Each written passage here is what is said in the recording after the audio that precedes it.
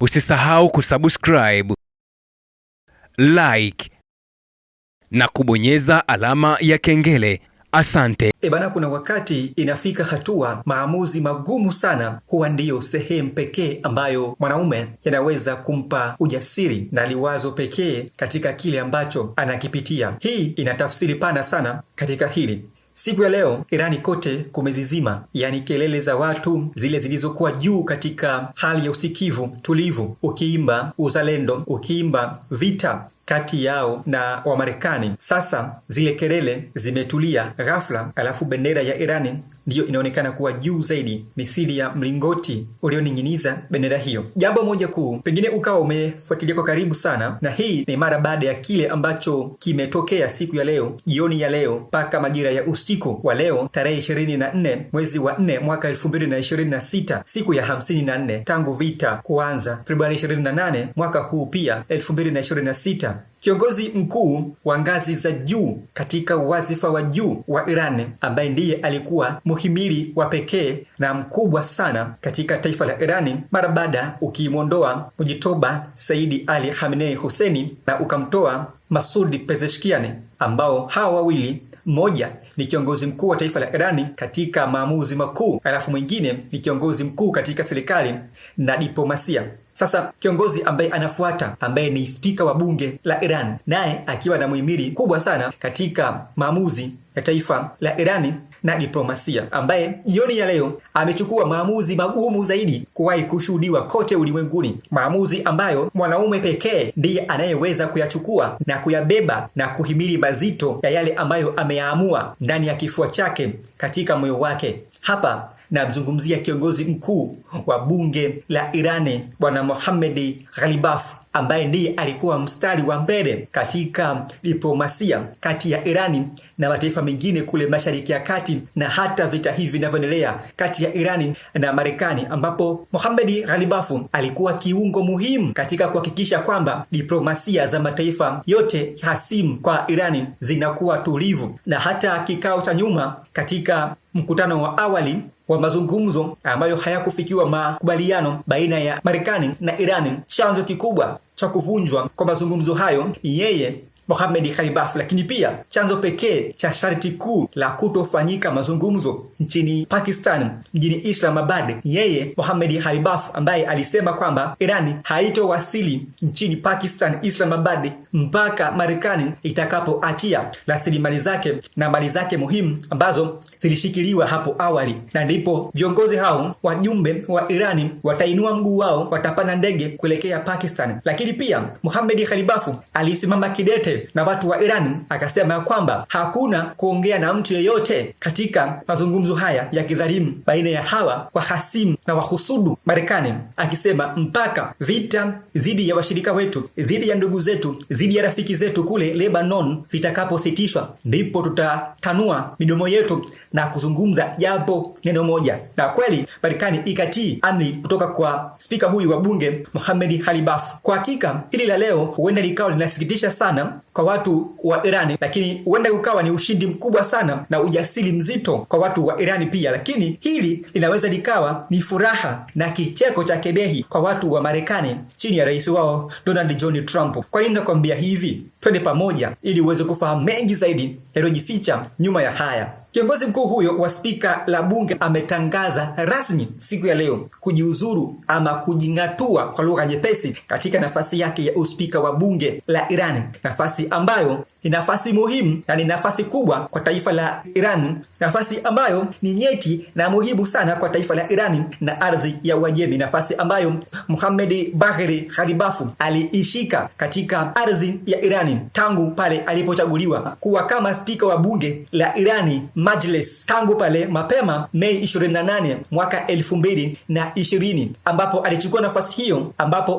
nafasi hiyo mara baada ya ufunguzi ama uzinduzi wa bunge la 11 la Irani, akirithi mikoba ya Ali Larijani ambaye alikuwa katibu wa usalama wa taifa, ambaye pia alikuwa ameshikilia wadhifa huo kwa miaka takriban 12. Tangu wakati huo Ghalibaf amekuwa akichaguliwa tena mara kwa mara kila mwaka wa uchaguzi wa bunge katika kupitisha spika wa bunge la Irani kuendelea kuongoza chombo hicho, akiaminiwa sana na kuonekana kwamba ana maono mapana sana na msimamo mkali na ujasiri mzito kwa taifa la Irani na uzalendo wa hali ya juu, kuongoza taifa la Irani katika msingi ama katika muhimili wa kutunga sheria za taifa la Irani, ambayo amekuwa nafasi hiyo akishikilia hadi sasa tunapozungumza, alipotangaza rasmi kujingatua ama kujiuzulu katika nafasi hiyo akiwa spika wa bunge la 12 lililoanza mapema mwaka 2024. Hii ni taarifa ambayo ni ya majonzi kwa watu wazalendo wa Irani, na ni taarifa ambayo ni ya furaha kama nilivyokuambia hapo awali kwa watu wa Marekani. Kwa nini? Kuna nini nyuma ya pazia mpaka Mohammad Ghalibaf kuweza kujiuzuru na kuweza kuachia katika nafasi hii ambayo ni nafasi muhimu, na ni nafasi ambayo wa Irani wote kama jasiri, kama mzalendo, siri kubwa iko ndani ya Mohammad Ghalibaf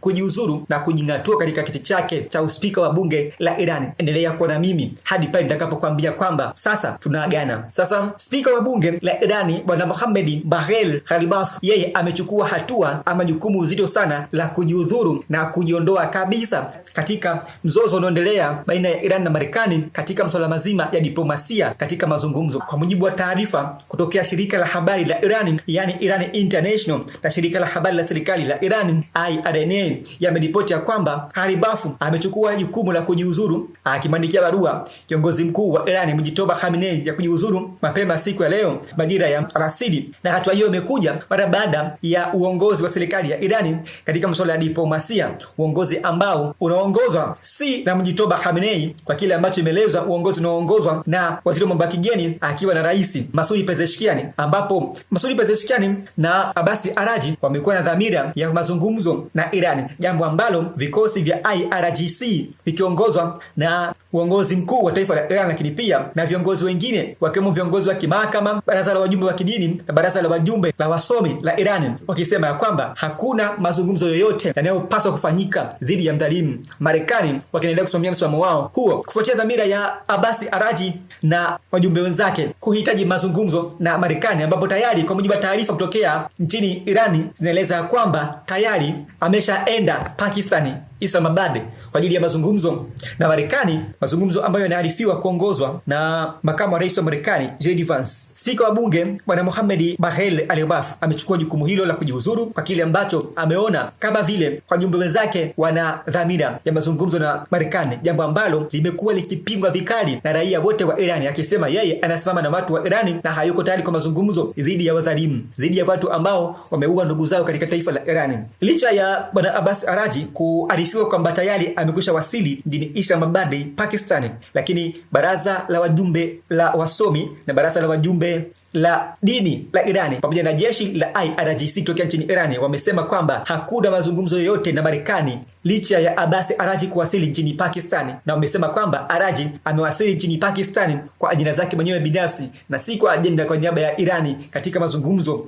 na Marekani. Jeshi la walinzi la mapinduzi ya Kiislamu IRGC katika taarifa yao ya pamoja ambayo walichapisha na kuitoa katika vyanzo mbalimbali vya habari katokea kule Mashariki ya Kati nchini Irani, ikiwemo shirika la habari la Irani yani IRNA, lakini pia na Tasnim News, wameeleza kwamba hakuna mazungumzo yoyote na Marekani chini ya wajumbe wa Marekani sambamba na waziri wa mambo ya nje wa Irani Abbas Araghchi, ambapo amesema safari yake hiyo huko nchini Pakistani Islamabad haiko na ajenda ya watu wa Irani, wakisema kwamba amewasili mjini Islamabad Pakistan kwa ajili ya mazungumzo ya kidiplomasia pekee kwa upande wa Irani na Pakistan, na si kwa ajili ya mazungumzo pamoja yani Irani na Marekani ambayo inahusisha masitisho ya vita na uhasama unaoendelea kati ya Marekani na Irani, hasa mlango wa bahari wa Hormuz. IRGC katika taarifa yake hiyo imekanusha vikali taarifa hizo za kuwasili kwa Abbas Araghchi kwa kile ambacho kimekuwa kikielezwa kama mazungumzo pamoja na Marekani. Bado hali ni tete sana katika mwendelezo wa uhasama unaoendelea kati ya Iran na Marekani, lakini pia na propaganda zinazoendelea kuenezwa, ambapo taarifa ya awali ya Marekani kupitia wizara yake mambo ya nje, makamu wa rais wa Marekani yani J.D. Vance imearifu ya kwamba J.D. Vance tayari yuko njiani kuwasili na ujumbe wake mjini Islamabad Pakistan kwa ajili ya mazungumzo na Iran, huku Ghalibaf akijingatua katika nafasi yake ya uspika wa bunge. Bado kuna propaganda kubwa sana hapa zinachezwa baina ya Marekani na Irani. Mambo yote mawili huenda yakawa ni sahihi kwa wakati sahihi lakini bado vithibitisho dhahiri havijadhihirisha swala hilo. Hebu tufahamu uhalisia kwamba wachambuzi wa siasa za kijiografia wanaeleza nini juu ya kujingatua kwa spika wa bunge la Iran ambaye ni muhimili mkubwa ndani ya taifa hilo, ambayo taarifa hiyo ndiyo imezua gumzo kubwa na taharuki kubwa sana katika vyanzo vya taarifa kule Mashariki ya Kati na maanisha nchini Iran. Kwanza, kujiuzulu kwa Mohammad Bagheri Ghalibaf akiwa kama kiongozi nyeti na mkuu wa taifa la Iran, kwanza kunaleta taswira gani katika hali iliyoko sasa kule Mashariki ya Kati, vita vya Iran na Marekani? Twende pamoja. Wachambuzi mbalimbali wanasema kwamba kujiuzulu kwa Mohammad Bagheri Ghalibaf katika nafasi yake akiwa kama kiongozi mkuu wa bunge la Irani, kwanza kabisa kuna taswira mbili. Taswira ya kwanza ni kuna tafsiriwa kama kukosekana kwa umoja ndani ya mfumo wa uongozi katika hali ya sasa, yani serikali ya Irani. Kuna mtafaruku kidogo wa hapa na pale katika mfumo wa uongozi, kwa maana ya kwamba kuna kauli zinapingika, zina mapingo baina yao. Hiyo ni tafsiri ya kwanza, misunderstanding ama migogoro ya ndani kwa ndani baina ya viongozi kwa viongozi. Lakini tafsiri ya pili ni kwamba ina tafsiri ya ujasiri na uzalendo wa wazi katika taifa la Irani na watu wake, kwamba wachambuzi hawa pia wanaeleza kwamba kujiuzulu kwa Mohammad Bagheri Ghalibaf ni kuonyesha uzalendo wa hali ya juu kwa taifa la Irani juu ya msimamo mkali katika vita vinavyoendelea baina ya Irani na Marekani. Sasa baadhi ya uchambuzi tu na udadavuzi wa kina juu ya kujiuzulu kwa Mohammad Bagheri Ghalibaf katika utawala wa serikali ya Jamhuri ya Kiislamu ya Irani, wachambuzi wanaeleza kwamba kuna hatari kubwa sana katika kujiuzulu kwake, hasa ikizingatiwa yeye ndiye muhimili mkubwa wa utungwaji wa sheria, akiwa anajua sheria zote za Irani na akiwa anajua kila hatua inayoweza kupiga na kuchukua dhidi ya watu wake, na wakisema kwamba Mohammad Ghalibaf ni daraja pekee na daraja kuu kati ya siasa, yani diplomasia na jeshi, hasa wakati huu ambapo mazungumzo yangali kupikwa, yani masitisho ya mapigano ama ceasefire, ambayo pia mpango huo wa ceasefire unakuja wakati ambapo kuna shinikizo kubwa tokea kwa serikali ya Marekani, yani Donald Trump. Sasa hatari ya kwanza ambayo inaonekana hapa kwa mujibu wa wachambuzi wa siasa hizi za kijiografia ni kwamba, moja, kuvunjika kwa mazungumzo ya amani, yani mazungumzo ya amani ambayo pengine huenda yangekuwa na positive impact ama matokeo chanya kwa watu wa Irani, ambayo ndiyo ilikuwa inaongozwa na Ghalibaf, yakapotea na yakaja mazungumzo ambayo ya kulegalega baina ya Marekani na watu wa Irani. Na hapo inaelezwa kwamba ule msimamo mkali na thabiti wa Ghalibaf katika mazungumzo hayo utasambaratika katika mazungumzo ambayo pengine huenda yakafuata hapo baadaye. Lakini pia jambo lingine ambalo linaelezwa hapa ni kwamba Irani imekwenda kupoteza, yani kiungo mchezeshaji wa taifa la Irani, ambapo Ghalibaf ndiye muhimili katika diplomasia na siasa za Irani, na kuondoka kwake kunaelezwa kwamba kuna acha pengo kubwa ambalo kuzibwa kwake kutakuwa ni si muda mrefu, kwa sababu Irani wako watu wengi sana wazalendo, lakini kuna acha pengo kubwa kwa mujibu wa wataalamu na wafuatilizi wa siasa hizi za kijiografia. Lakini pia hatari nyingine ni kwamba udhaifu kwa Marekani na njia rahisi ya Marekani kupata sababu ya masharti kwa Irani. Moja, Marekani amekuwa akiitisha pendekezo la pamoja la serikali ya Irani, yani unified proposal, kujiuzulu kwa Ghalibaf. Pendekezo hilo la pamoja litakosekana na serikali ya Irani, ikionyesha kwamba iko chini katika umoja, yani imegawanyika tayari mpaka hapo, kuonyesha kwamba msimamo ule wa zamani wa awali tayari umeshuka viwango, na hivyo Marekani huenda akachukua njia kama hiyo kuyafanya yale ambayo anaweza akayafanya na kutimiza dhamira yake kwa urahisi zaidi kwa utengano ambao utaonekana hivi karibuni ama utashuhudiwa. Sasa hatari nyingine kubwa kabisa ambayo inajidhihirisha hapo mara baada ya Ghalibaf kujiuzulu, na wataalamu wakieleza kwamba hatari ya kijeshi na vikwazo vya kiuchumi, ambapo Marekani ilikuwa ikizingira mlango wa bahari wa Hormuz ama kufanya blockade, ambapo Ghalibaf ndiye mtu pekee ama mtaalamu pekee wa sheria za ndani lakini pia na hata kimataifa ambaye alikuwa akitoa msaada wa karibu sana kuweza kufanikisha japo kutafuta njia ya pekee ya kisheria na kidiplomasia ya kupunguza mvutano ama purukushani pale mlango wa bahari wa Hormuz. Sasa bila uwepo wa Ghalibaf, wachambuzi wanaeleza kwamba kuna uwezekano mkubwa sana wa Irani inaweza ikachukua uamuzi wa nguvu kupitia jeshi la IRGC la kuvunja mzingiro huo wa kijeshi huko Mashariki ya Kati, jambo ambalo linaweza likaibua taharuki kubwa na sintofahamu kwa Marekani, ambapo Marekani imetahadharisha kwamba kuna vikwazo kadhaa ambavyo huenda vikatokea hapo baadaye ikiwa Irani itatumia nguvu za kijeshi IRGC kuvunja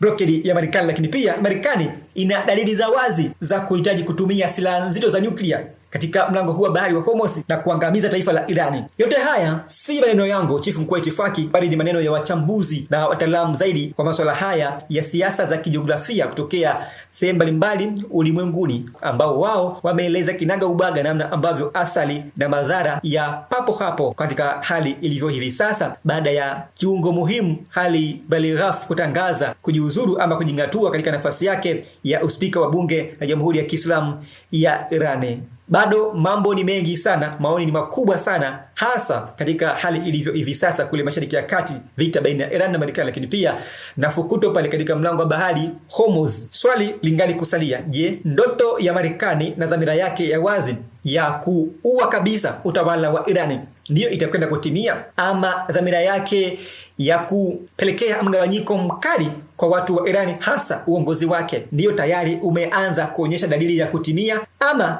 ndiyo mwanzo mpya wa Irani katika msimamo mkali zaidi katika vita vinavyoendelea kati ya Marekani na Irani? Lakini pia wewe unatazama vipi kujiuzuru kwa Mohammad Baghel Ghalibaf akiwa kama kiongozi na nyenzo muhimu katika mfumo mzima wa utawala wa Iran? Angusha maoni yako lukuki katika uwanja wa maoni. Usisahau pia kuacha kudondosha alama ya kengele, yani ukisubscribe, ili uwe wa kwanza kupata taarifa nyeti na muhimu kubwa kama hizi kutokea hapa Ihoma TV. Mimi naitwa Chifu Mkuu wa Itifaki na hii ni Ihoma TV, na hii ni ripoti maalum kutokea kule Mashariki ya Kati, vita vya Irani na Marekani. Hadi wakati mwingine, nikutakie uwe na wakati mwema, usalama wa afya, akili na mwili. Bye bye kwa hivi sasa. Usisahau kusubscribe,